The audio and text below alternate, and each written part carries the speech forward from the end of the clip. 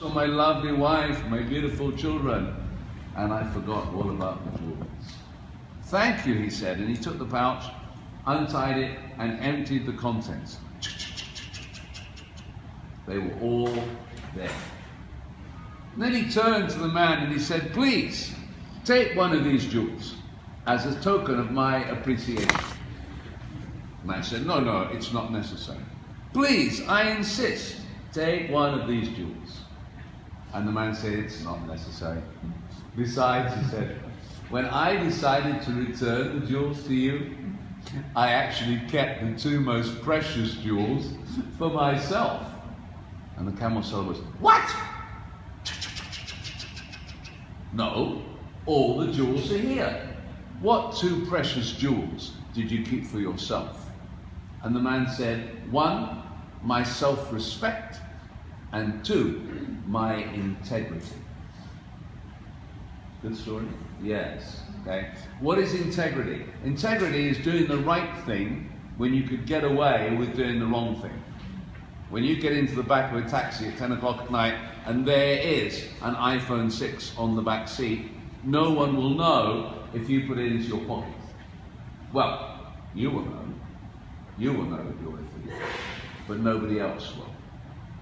Okay. So a story can make abstracts very, very concrete, very easy to understand. How do you explain integrity to a 6-year-old?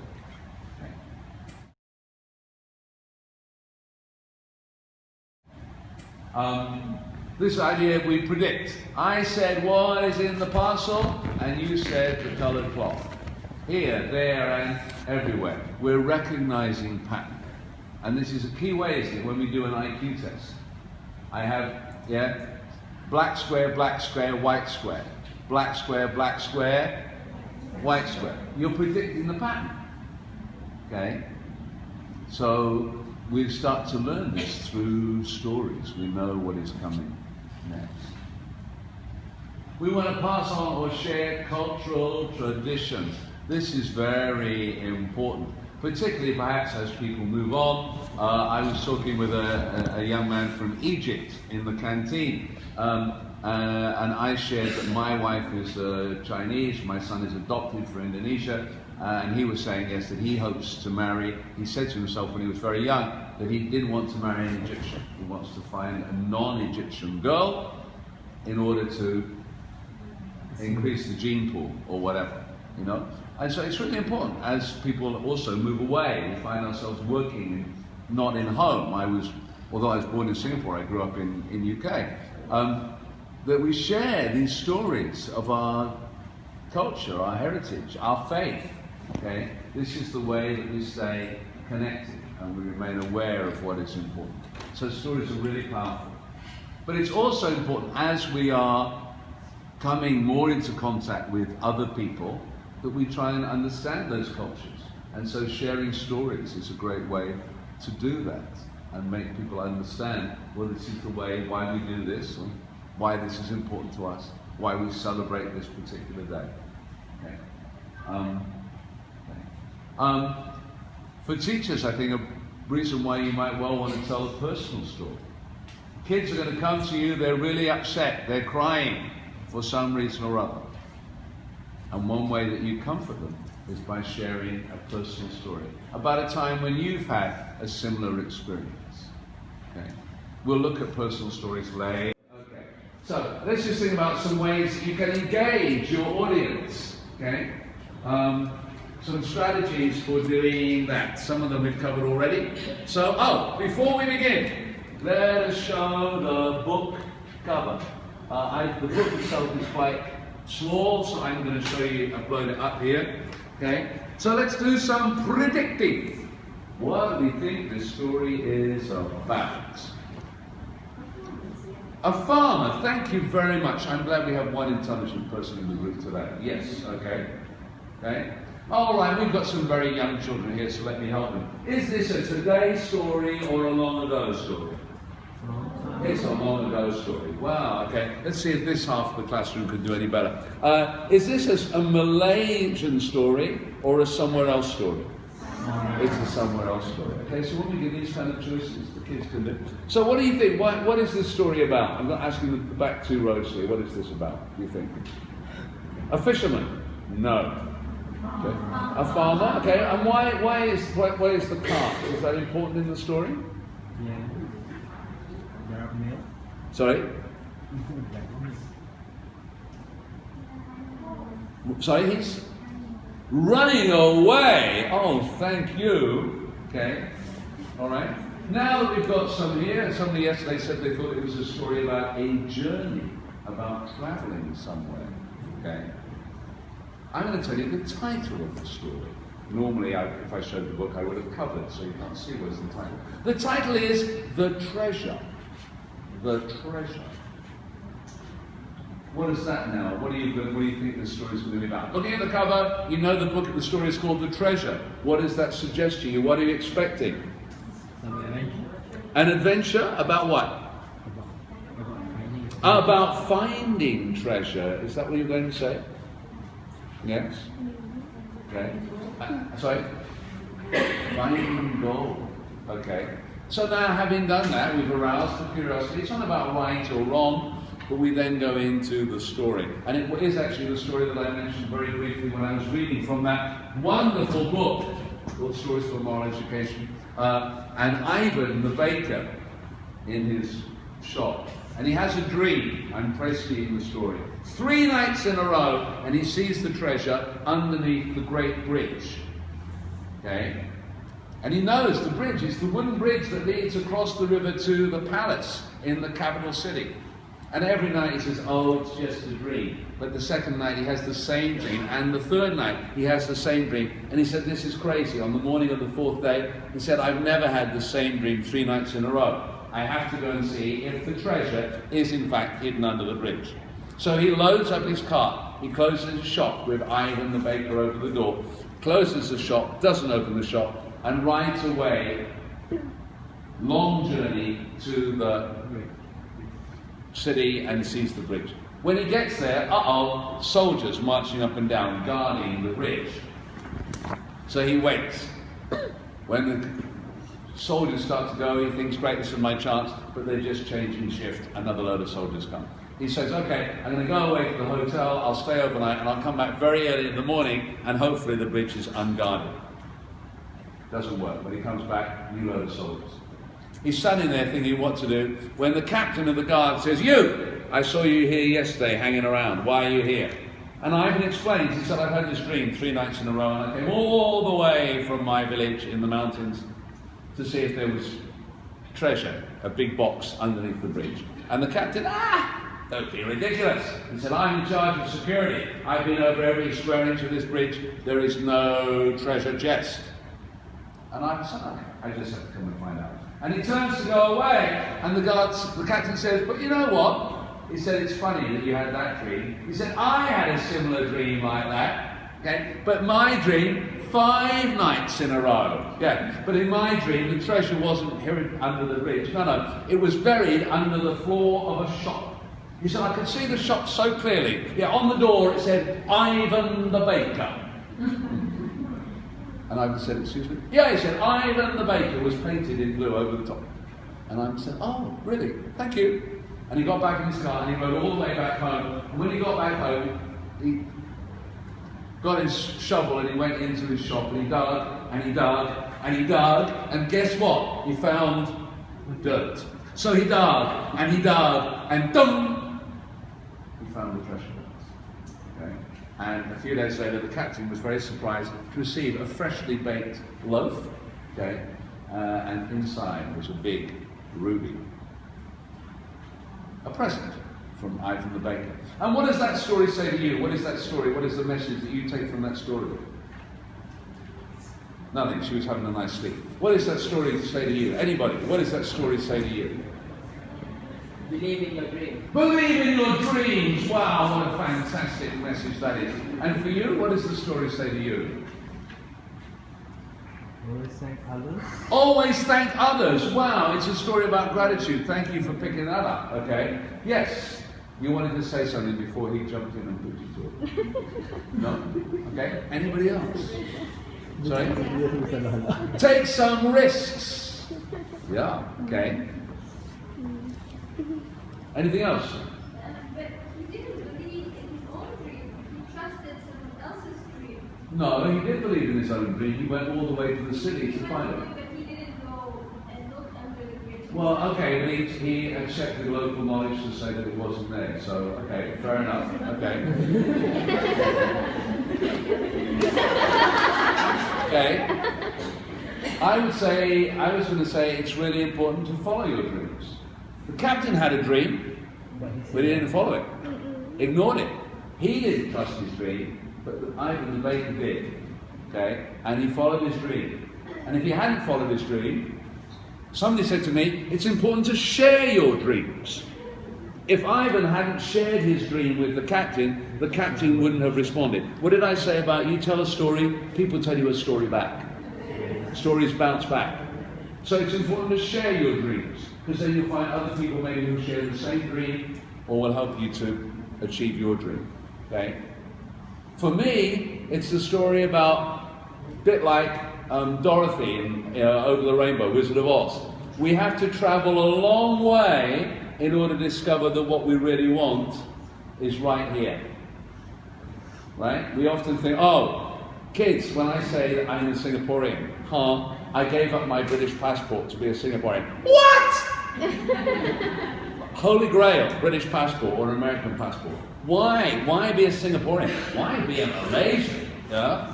Right? We have this people, yeah, I bet it's the same. Yes? People venerate, wow, these great passports. And I said, yeah, go and work there, go to UK and pay 30% tax, go to Australia, pay 40% tax, and then come back and you'll see, you begin to appreciate, go to UK and when you go to a hospital and it's a non-life-threatening emergency, stay 5 hours before you get treated. In Singapore you'll be done in 2 hours. No, sure. Let's go and see what it's like overseas, maybe when you come back and you realise that there's actually a lot here that you could be very proud of in this country, and it's not always what we think of overseas. But we often have that. We have a kind of thinking that what we want is over there. Okay, all you ladies, how often have you fancied some guy and you thought, oh, he's the man of my dreams, but actually the man of your dreams is the guy who actually sat right behind you, you didn't know that, he's right there. You know what I mean? Right? Yes, guys, you've had that, you think, oh, yeah, she's so beautiful. And you kind of ignore the girl, yeah, the girl next door, who's actually the right one for you, right? Because you're just thinking, oh, Julia Roberts, yeah. Okay, so many different things, all perfectly valid responses to that story, okay, about dreams or, yeah, and making them come true. So a picture can be, or getting kids to predict, okay, so we're drawing them in, okay. During the story, we can stop the action and ask people, we've done that, and supply what did the Nabek say, and so on, okay. Yeah, we talked about that prediction, okay. Relating with young children, relating, Little Red Riding Hood went to see her grandma. You might go to see grandma. Yeah, when was the last time we went to see grandma? And the kid will respond, assuming that he, got a grandma. Who's got a grandma in the class? Boom. Yes, very good. When was the last time we went to see grandma? You live with her. Very good. Okay. So you never have to go and go through the forest. Okay. So yeah, many ways that we can find a way to build a connection.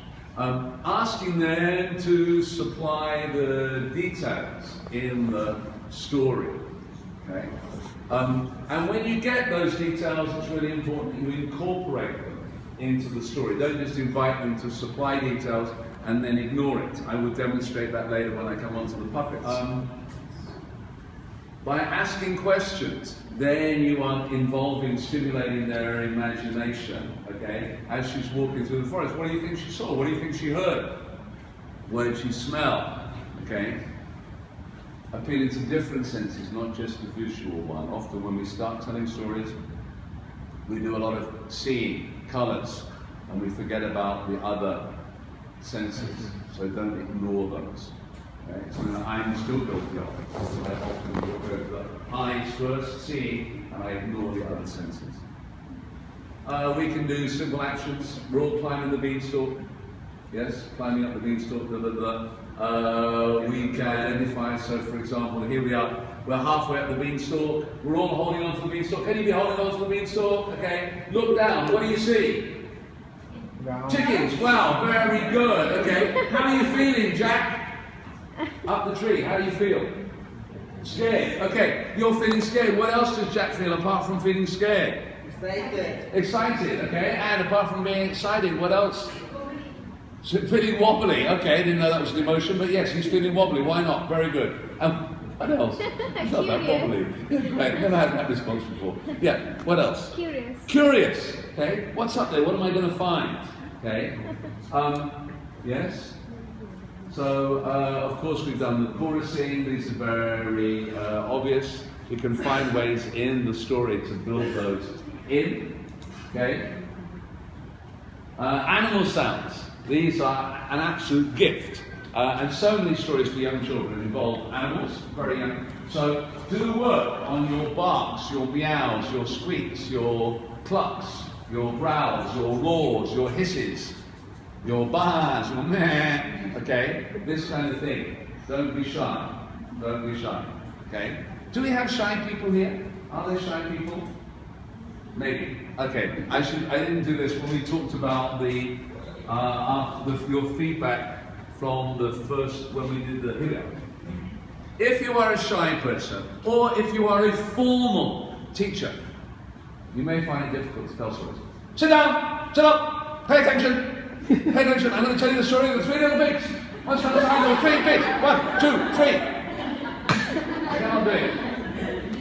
Sit up! Sit straight! This is the story of Jack and the Beanstalk. Cannot do it. Okay. So, in order to give yourself permission to tell the story and to enjoy telling the story, you might want to think about having something like, for the ladies, a story scarf. This is a special scarf, okay? It comes from a special factory, the Story Factory, okay? And it has magical powers, because when you put it on, it transforms a really boring, dull person. Sorry, I don't know why I'm pointing at you when I say that. And you become this amazing storyteller. And so the moment the kids notice that when you bring this out, it's immediately a sense of excitement because teacher's about to tell us a story. Okay? And what do we do when we tell a story? What are our behaviors? We sit still, we listen, we don't fidget. Okay? So we don't talk to each other. So I'm doing it, you know, how many times does it take to go? We don't play with our phones. Okay? And until eventually, okay, the class is still, the class is paying attention. And only then, the teacher does that. This is part of my ritual. Swallowing the hands, going down here, this is the... And now I'm ready to tell the story, okay? And because I'm now, yes, I am, you know, Mr. Jenkins, the teacher, but now I'm Mr. Jenkins as storyteller. And as storyteller, I can do funny things, which I wouldn't do normally. Because when the principal comes in, I'm going to be... Okay, yeah. But when I'm a storyteller, I have to do put on funny voices. I have to make funny noises. Maybe I do funny actions, okay? Because I'm walking like the rooster coming out here. I won't do that. I'm a teacher. You know, can you imagine if the parents saw me do it? No. But now I'm a storyteller. So when I put this on, it's okay because the kids know it's not me. It's me, the storyteller. And of course, this cloth is very, very flexible. It can be many different things. Said the witch. Come in, Hansel. Come in, Gretel. Yes. Okay. The sun and the wind were blowing, and the man felt so cold, so cold. Or Cinderella. She went to the ball.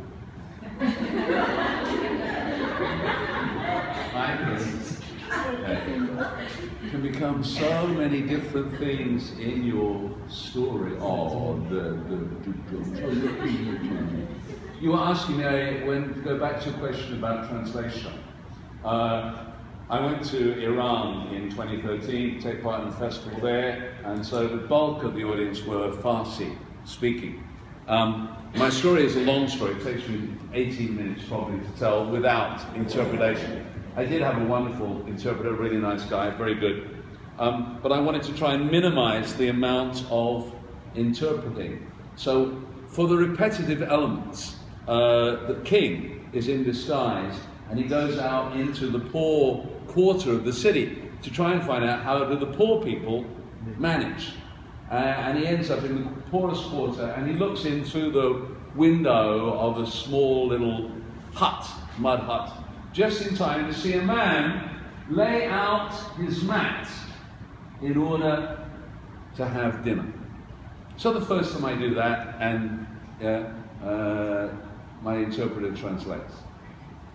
Second time I do that, and he translates. Third and fourth time, absolutely no translation. I do that. Everybody knows exactly what is happening. Okay. I used the cloth. It was one of the things the judges said that they really liked about it, which is why I won the competition, maybe. But I used it as many different things. So you remember what we said about the king, the sign for a king. Okay. And so I wore it. Of course, he wasn't a king; he was a shah. This is a story from Iran. Boom.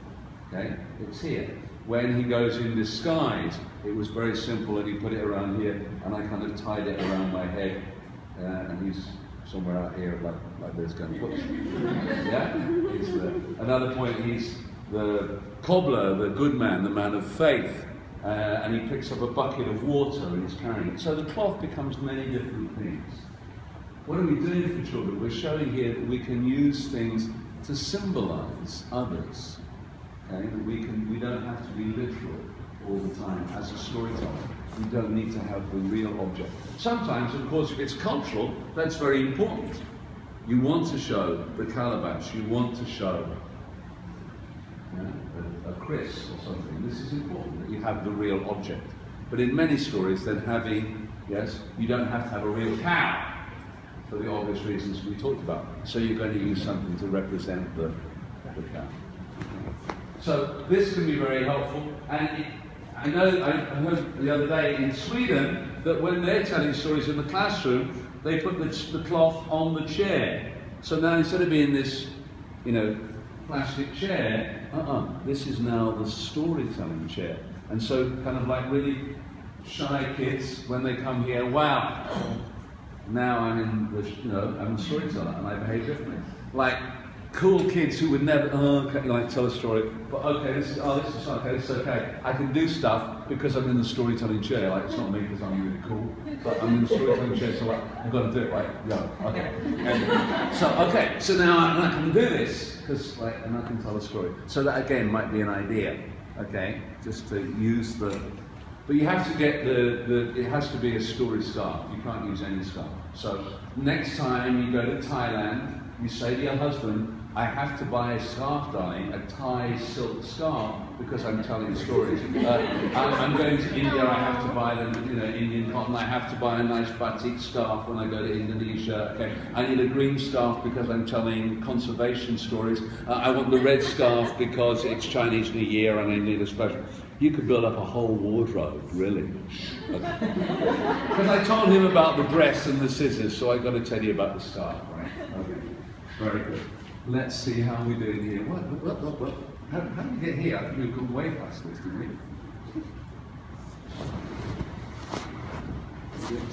Have we got to the end? Did we get to the end? And the sounds. So actions, maybe we did. Yeah. Or did we get to the end? Okay. And the sounds, yes. Respond to a word or phrase. So this is another way. I guess it's a bit similar to what we did here, where I was telling the story and I get you just to listen. So I do one when I divide the audience up into the different characters. So for example, whenever I say Arachne, this is a Greek myth story. Whenever I say Arachne, the people here have to go, I'm the best, Arachne. I'm the best. Okay, not you, because you're a different one. You're the tapestry. She makes tapestries. Tapestries are beautiful pictures. And they were so lifelike, so real, whenever they saw them, the people said, wow, it's so real. Tapestry. Wow, that's so real. Thank you very much for the, I don't know what happened to the group here. Arachne. Wow. Yeah, wow, it's so real. Okay, So again, but it's good. So now I'm telling the story, and the way that in my head, I really practice to get when I'm throwing it backwards and forwards and catching the people. So they really have to pay attention, okay? And whenever I say the people, everybody says, that's us. The people. That's us. So that's to get everybody involved, apart from the girl who refuses to take part. Okay, great. Okay. So, lots of different ways. How are we doing here? Yes, I want to go on to look at some puppets, I think would be good, and using puppets. Let's see, which one are we going to start with? I've been talking an awful lot, okay? Yes? Interrupt, are you allowed to do that? Is he allowed to do that? Yes, go on. The first one. Which one? Predicting, yes, okay, go on. Sorry? No, just predicting, so it's just asking them to, you're either showing them the book cover or you stop the story at a critical point and ask them to predict what's going to come next, okay? When you start the story, you've got so many choices. You could go straight in, okay, assuming that they're paying attention. You could say, this is a story from Thailand. And does anybody know anything about Thailand? You could say, this is a story about a dinosaur. What do we know about dinosaurs? Yeah, they're big. They lived a long time ago. Okay, they could be very fierce. Okay, let's see, and I'm going to share the story about the kind small dinosaur. Okay, because we know my story is different from what they are expecting. Okay, this is a story called about a man named Gulliver who goes on to travel overseas. Who's been overseas? You know, so you're kind of building those connections as a way to start. As I say, predicting is just really because you want to arouse their curiosity. It's not like, you said it was going to be about gold and it was about rubies, you got it wrong. Okay, it's just a way to just get the curious. Chorusing, that's just wherever you've got these things, like we did with, imagine that soup from the stove. And you'll find that often, particularly if with younger kids or where the language is an issue, the first time it comes in, nobody joins in. Second time, you've got a couple of voices join in. Third time, more voices. Fourth time, and it'll get stronger and stronger as it goes through. And always, this is a trick that I learned from an actor many years ago. When you get a response, like this whole audience over here is really dead, but these 4 people here, they laugh or they respond, okay? So the next time you've got a funny line, you play it to them really strong, because they will laugh louder, and they will infect the people around them. And the next funny line, again, bang, straight at them, and they'll laugh even louder, and gradually they will infect, it'll spread through the whole audience. So when you find that you've got a group that is being very responsive, and perhaps the rest of the audience is not being responsive, work those people, because they will be the ones who will be the agents of change for the rest of the audience, and will lead them. Don't ignore them, really use them. Sorry. What do you know about you? It means you're awful, just give up. if nobody responds, then you then need to try and work out why. Okay? We were talking about sometimes people are getting, because the head of the department says, you will go, you will go, you will go. And they're like, yeah, and it's Friday afternoon and they don't want to be here, so that's the reason. It may be, is it because of the way that I'm speaking? Am I speaking too quickly or something? So you have to look at adjusting that. It may be, sometimes I have to go in at an assembly, and before me is the discipline master. And he's put the absolute, now we've got a guest in the school, and you've got to behave properly. And if I see anybody laughing or talking, they are going to be in dead trouble. And I come out there and the kid's like, and I'm trying to say stone soup, and they go, imagine that. It's got the fear of God into it. So, that's the kind of like, well, that's not. So, I was in a school quite recently, and I have a show with masks, which is a very funny show. It's the secondary school. And it's a very funny show. It's highly interactive. There's a lot of chit-chat and backwards and forwards. And these kids sat there like, and I said, this is the worst audience I've ever played in my life. And he said, yes, because we told them not to know that they have to be to respond in a proper way and to treat the teller the performer with respect. Ironically, the show is about how to adjust your behaviour to suit different occasions, and they were responding very inappropriately to me for this particular performance, which is quite ironic. So yeah, it's very. This is your nightmare. It's a bit like thinking you're going to go out there and suddenly find you're naked. It's never happened to me yet. I've never walked out on stage and found I was naked. Doesn't say it couldn't happen, but so I don't think it's unlikely that no one will respond. Okay. What I got from the Japanese teller, she says in Japan, what they do if you're feeling nervous, intimidated, they draw the Chinese character for people, run, is that right? Run. And which is a short stroke and a long stroke. So they do it 3 times. Run, run, run, and then you take the piece of paper, and it's like you eat it. So you draw in the palm of your hand, and then you kind of mime scrumpling up the piece of paper and popping it into your mouth and eating it. It's like you've taken the people and you've eaten them. Why should you be scared of them? Okay? So, my son, who's like your age, just a bit older, he likes to imagine, he says, because someone wants to look at the audience and pretend they're naked. I mean, he's a boy, 13 years old, of course, the thought of, imagining people naked, that's quite funny for him, so he likes that. So, that's what he does, he says, when he has to go and stand up in front of everybody. So, whatever, yeah, if you do feel kind of nervous, this is nice. Anything else? Okay, let me just have a look. So let me try and share some. I've been talking too much. So I have brought, as I told you, I was born in Singapore. Okay. So I've brought my grandmother, my Chinese grandmother, is here today because she'd like to tell you a story. So here she is. Come on, Grandma. Oh yeah, right. Oh yeah, oh that's so, thank you so much. I was very kind of you. Yes. Oh, very good. Yes, I'm very pleased to be here today. So, Grandma, have you got your story? Oh yes, I have. Yes, I have. Well, okay. So, what story are you going to tell? You said you were going to tell a story. Oh yes, that's right. What story is it? I've forgotten. Really? Yeah. I do. I thought you said you were going to tell the story about the pumpkin. Oh yes, that's right. Yes. The big pumpkin. Big pumpkin? No, it's not a big pumpkin. Can you give me another word for big? Bigger than big? Yeah. Huge. Oh yes. No. It was a longer word than huge. I'm trying to think of another. Can you think of a bigger word than huge that means very big? Enormous! Oh, thank you. That's right. Oh, that's very nice. Yes, enormous. That's the word. Yes, that's right. Yes.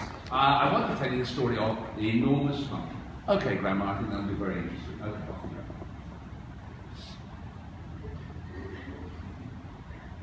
Grandma? Yes. They're waiting. I know. I've forgotten how the story begins. I heard that. Well, you fascinated my hearing, I guess. How does it begin? Once upon a time. Oh, yes, that's right. Yes, once upon a time. Silly me. Yes, that's right. Yes.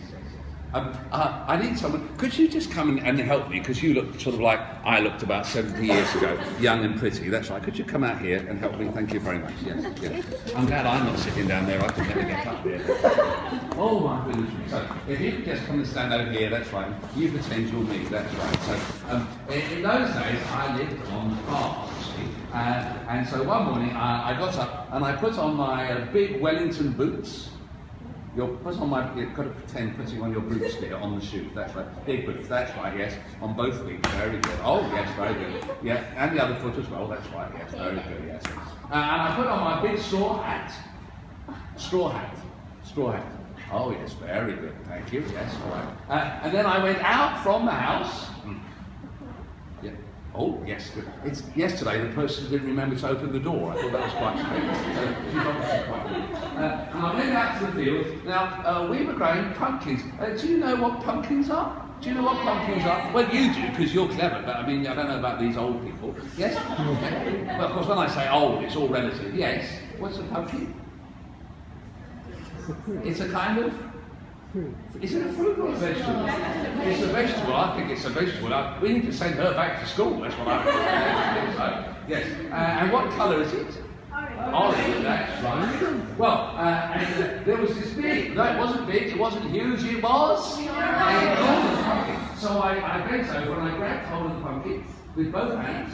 It was very big. Both hands. Very big. Much bigger. It's bigger. Okay. And I pulled. Could you say it with me? I pulled. And I pulled. And I pulled. But I couldn't pull that pumpkin out from the ground. No. And just then, Grandpa, well, of course, he wasn't Grandpa then. He was a handsome young man. That's why I'm showing you. Can you stand up, please? Yeah.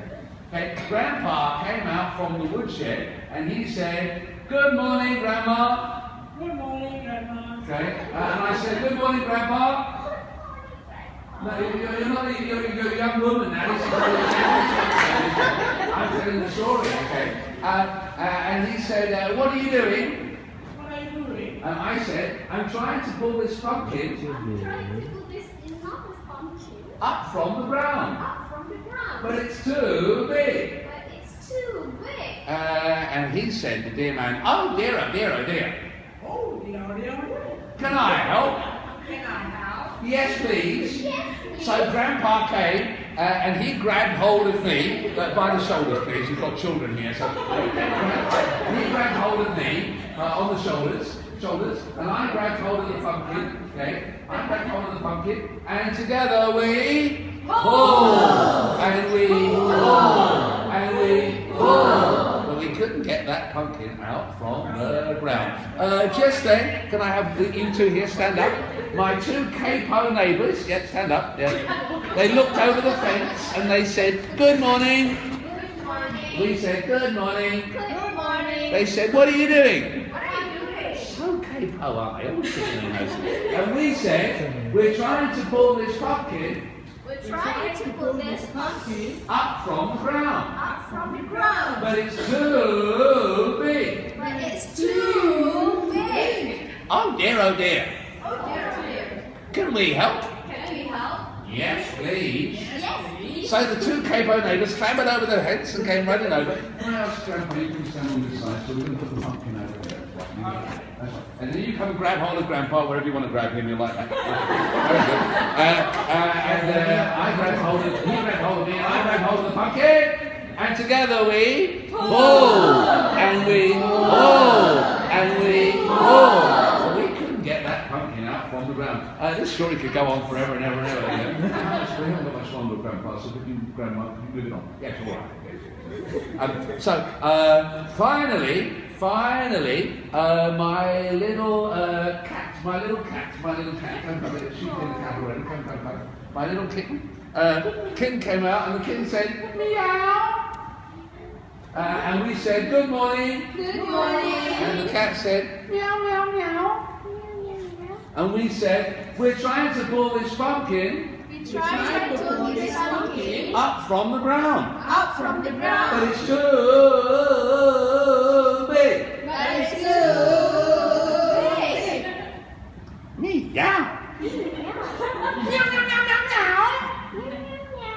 And we all said, "Yes, please." Yes, please. So the kitten came and she grabbed hold of the teacher, who grabbed hold of the students, who grabbed hold of the police, who grabbed hold of the doctor, who grabbed hold of the fireman, who grabbed hold of the civil defence volunteer, who grabbed hold of the ex-prime minister who had no more job but patrolling us, and he grabbed hold of the capo neighbours, and the capo neighbours grabbed hold of Grandpa, and she grabbed hold of me, and I grabbed hold of the pumpkin, and together we pulled, and we pulled, and we pulled, and the pumpkin came out from the ground, and we all said, "Oh, thank you, kitty."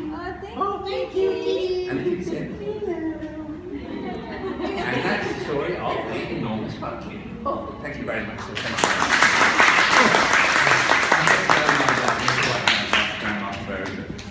So, we can get the puppet to tell the story, okay? Another way is to use the puppets, and I just realised that I had lost my buffalo, or it's gone missing in the move. So normally I have a buffalo here. I picked these up in Vietnam. They're not so much puppets as dolls, perhaps. Okay? And the way that I tell the story would just be along the table. So you could do this with any kind of soft toy that your kids have, or you could bring in. And it's very simple. And actually, I don't need an assistant. Could you come up and be my assistant? Thank you very much. And could you come up and be my assistant here? Will it come? Yeah, very good. Just hold this. Here, this is good here. And very good, very good. And I need someone to be, I need you to be my, this is going to have to be my buffalo here for now. Come. Right, good.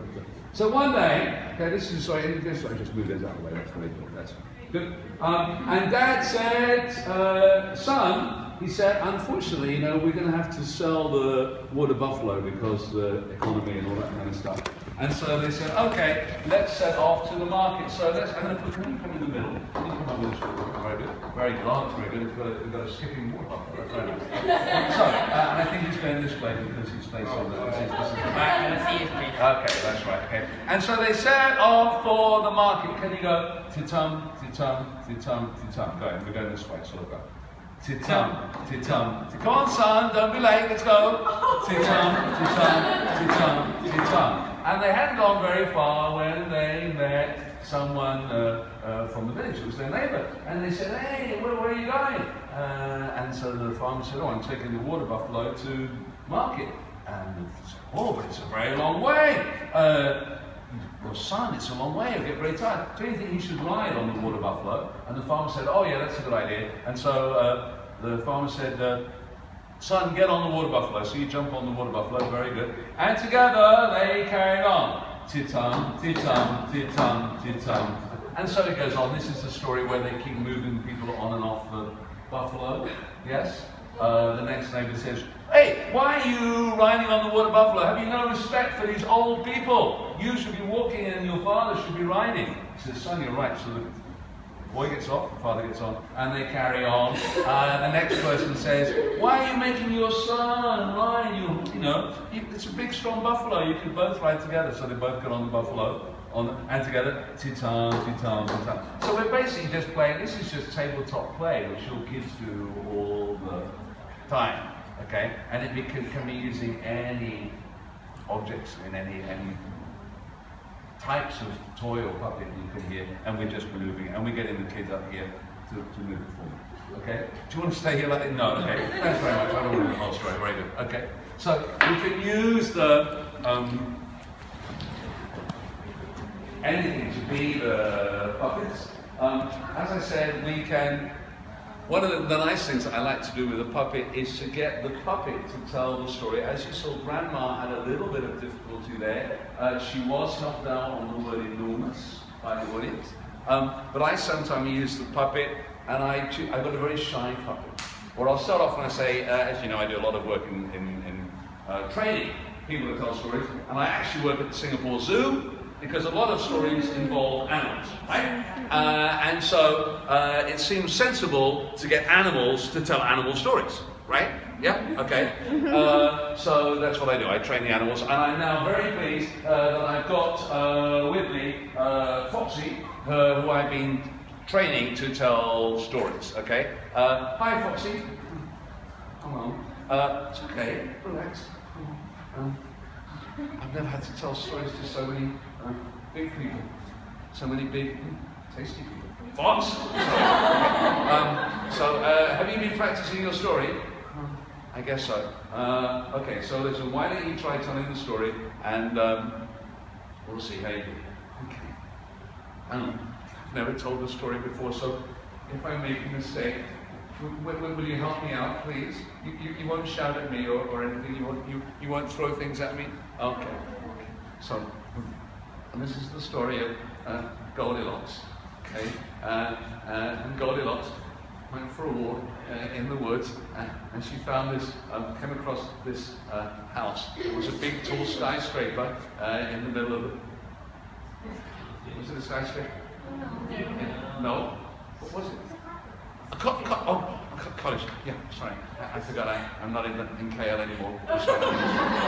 Yeah, okay. No college. And she knocked on the door, and there was no answer, so she went away. Thank you very much. That's the end of the story. No? That's not the answer. What happened when She knocked on the door. There was nobody in, right? She went inside? Really? Is she allowed to do that? Well, no, she shouldn't. I don't think I should be telling this story because, I mean, if you came to my house and you knocked on my door and I wasn't in, you wouldn't come walking in, would you? No. Really? She went in. Oh, I remember. That's right. She went in. I remember. Yeah, she went in. And there were 3 bowls on the table. Is that right? Yeah. I know this story now. Yeah, there were 3 bowls on the table. And she said, oh, look, cornflakes, my favorite. Yay. Porridge? Who eats porridge? And so it goes on, you know. And because it's the puppet making the mistake, everybody's happy to correct the puppet. You cannot make mistakes. You are the teacher. You are perfect. Right? You never make mistakes. Okay? But a puppet can make mistakes and get confused, and the kids will love to correct them. Sometimes I will play the bad guy and say, listen, puppet, I don't usually use this when I've got a dog go up in the video who tries to tell the story. And I say, look, you know, I'm going to go away now, and when I come back, you'd better be good. And so, of course, I didn't go away because I'm operating the puppet. And I say, it's, you gotta help me, because when he comes back, he's going to be so angry. Will you help me? And of course, the kids then want to help the puppet, yeah, to do well to impress me. And so this is it. I once did that technique, and at the end of the session, a boy came up to me. He must be maybe like 6 years old, and he said, did you really forget the story? Because if you did, I've got the book at home and you can borrow it. Okay. So, some things about if you're working with puppets. Okay, very simple. Good afternoon. My name is Marco, and I want to tell you about how to work with the puppet. You will notice, as I am talking to you, that the very handsome young man who is standing behind me, that's he is always looking at me. Yes. Why? Because he wants to make me the center of attention. Yes. Your turn. Right? Yes. Speak. Oh, sorry. So when it is my turn as the narrator of the story, and I'm talking to you, now the puppet is looking at me in order to give me the focus. That's enough. Right? Stop. Okay. So now it's my turn, and I am talking, and he is looking at me. Okay? This is very simple. The puppet must look at the audience, and you, the puppeteer, is looking at the puppet. Okay? Yes. Okay. Very good. So, what's next? Just tell me about me. Oh, yes. Okay. Thank you very much. Yes. He has his uses. Yes. Okay. So, you notice I am looking at you. You also. Yes. Now I look at you. Oh, yes. Hello. Yes. Very good to meet you. This is very important. The puppet must make eye contact with the audience. You don't want to be standing here and talking up to the sky like this, and they're just looking at my face. If you are Pavarotti, okay, but I am not Pavarotti. Okay, so, yes, go. So when you get your puppet, okay, it's very important. Look at the way the puppet is made. Some puppets you may find you need to be holding. Whoa, be careful what you're doing, Roger. Please. Okay, yeah. Like this. This is good. Now I feel like Superman. Way. Okay. Yes. Super cool. Yeah, I thought it was funny too. Okay. So yes, you want to make sure that the puppet is looking at the audience. Okay. Have we done enough? I think so. Okay. So now I can tell you the story. Okay. Do you know what is my job? What? I am a chef, yes, but I am a chef with a very special person. Oh, yes. I am from Italy. Who likes Italian food? Oh, really? Okay, let me ask you. Who likes a pizza? Okay, yes, okay. How many people have the carbonara next door for dinner, for lunch? Yes, okay, now you know why I have carbonara. Okay, yes, okay. What other food? Who likes spaghetti? Yes, okay. Who likes tiramisu? Oh, okay, yes, okay. Who likes gelato ice cream? Oh, yes. And for the grown-ups, who likes the cappuccino? Yeah, okay. Cafe latte? Okay, yes. Okay, very good. Good. So, in my job, I am not just an ordinary chef. No. As I work for the Queen. Oh yes. Okay, yes, I work for the Queen. And today is a very special day for Her Majesty. It is her birthday. So, can you guess what I am baking for her today? Cupcake. A birthday cake. Okay. So, I want to make a very special cake. A cake of happiness. So, my question to you, because you know you are making notes, you have to ask questions in the story. Okay. What can I put in the cake, in this recipe, for a cake of happiness? Do not say to me flour, eggs, milk, sugar. These are every single cake I ever bake. No. Today I want a special ingredient. What can I put in the cake? Yes. You don't bake. She's looking. Oh, no. Okay. What can I put in the cake? Yes. Love. Oh, yes. Love. I'm Italian. I understand about love. You know what they say about Italian men. Okay. Okay. Yes. So love. I like it. Yes. Okay. I will stir in the love. Okay, and what else? I'm going to ask here, what else can I put in the cake? Yes, please, what else can I put in the cake? Eggs, okay, yes, I'm going to put in some eggs for sure, yes, and fruit, but what kind of fruit? This is no good. I cannot go to the supermarket and say I want to buy fruit. What kind of fruit? What kind of, yes, please, yes. Oh, yes, I love strawberries. Okay, and for you, madam, what can I put in the cake? Chocolate. Chocolate! Oh, you said that without moving your lips. How did you do that? Wow, yes, okay. Chocolate and strawberries and eggs and love and...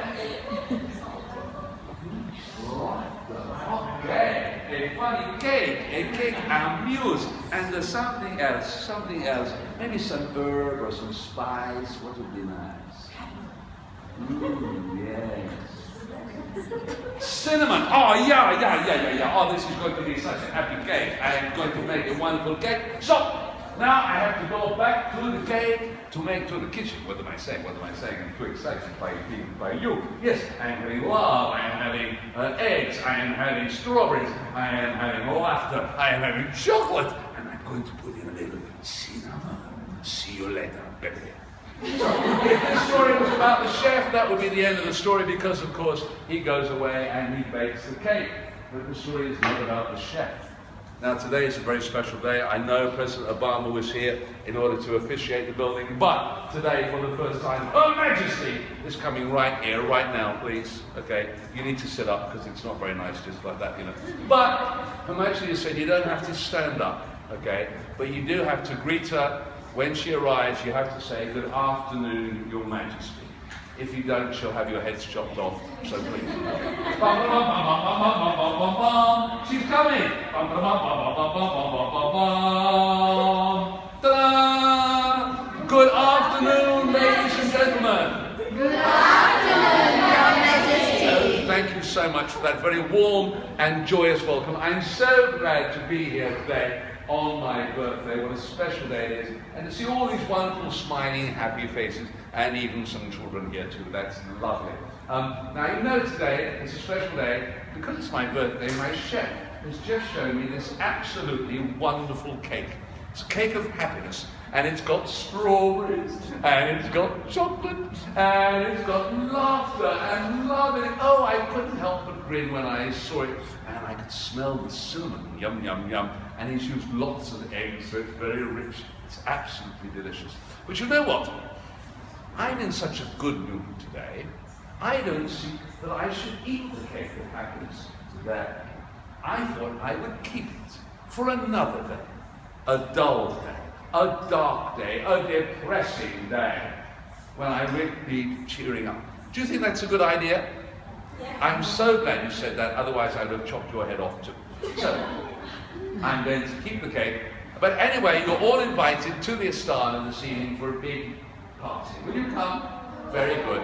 Bye-bye. Yes, well, you're too young, I'm afraid, because we're going to go on all sorts of hours. Okay, bye-bye, bye-bye. And if the story was about the Queen, that would be the end of the story. Well, as she said, she was very happy. People loved her, they always smiled and greeted her. She never felt the need for a cake of happiness. And because there was the secret ingredient, some brandy, in the cake, okay, that's probably where the laughter comes from, the cake was kept. And because it was a very special cake that would make people happy, it was taken into a secure place that no one would ever find on Langkawi. And it was locked up there. And the days passed, the weeks passed, the months, the years. And people forgot about the cake of happiness until one day, a dark, dull, dismal, depressing day came. And there was a young man who remembered the story that his mother had told him when he was a child, when she worked in the Astana kitchen, about the cake of happiness. And he thought, oh, I really should get that cake and bring it to the people. And so the young man got in his hot air balloon and he flew up high above the city. And he flew in his balloon high above the city and over the land and over the sea towards Langkawi, to the lake of the princess, what is it, the maiden or something in Langkawi. And he landed on the shore and he found the cake of happiness. And he put the cake into his balloon and then he rose up. And he was flying back across the sea, thinking how he was going to make everyone very happy. But unfortunately, a flock of birds with long, sharp beaks came and they stabbed the balloon and the hot air. And the balloon began to sink down towards the sea. And the young man thought, oh no, I can't swim. I must lighten the balloon. And he took the cake and he threw the cake out from the balloon. And as the cake went down, the balloon began to rise up, and to safety, the boy flew back towards the city. But the story is not about the boy, it's about the cake, which now is falling down towards the sea. And as it fell, suddenly,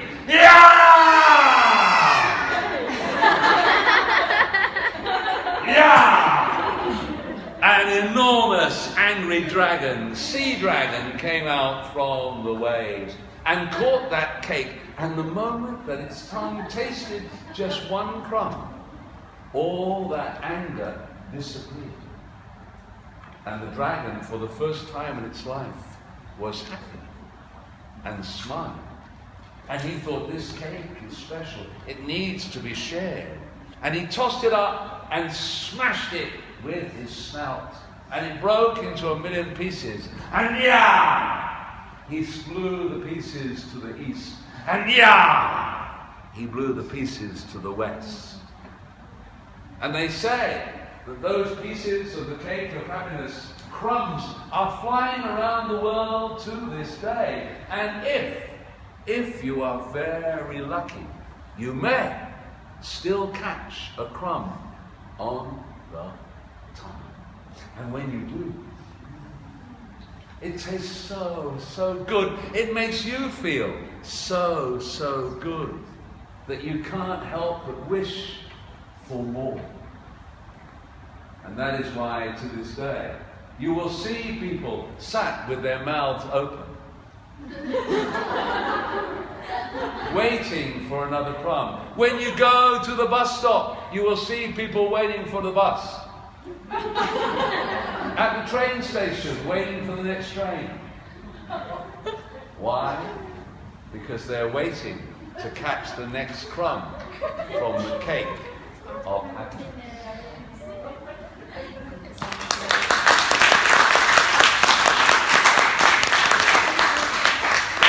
Good story? Yeah, nice story. Thank you very much for the suggestions of the ingredients of the story. Okay? So, if you're working with puppets, glove puppets, do not go with string puppets. That's far too difficult to deal with. What I'd like to do now, and it's good, 4 o'clock, we're going to move to the back, to the tables. You'll need to bring something to write with because we're going to do an exam. No, just kidding. Okay. You are going to do something. But by all means grab a cup of tea or coffee, or I don't know if the whiskey's arrived yet, but we're hoping the wine. Yes, right.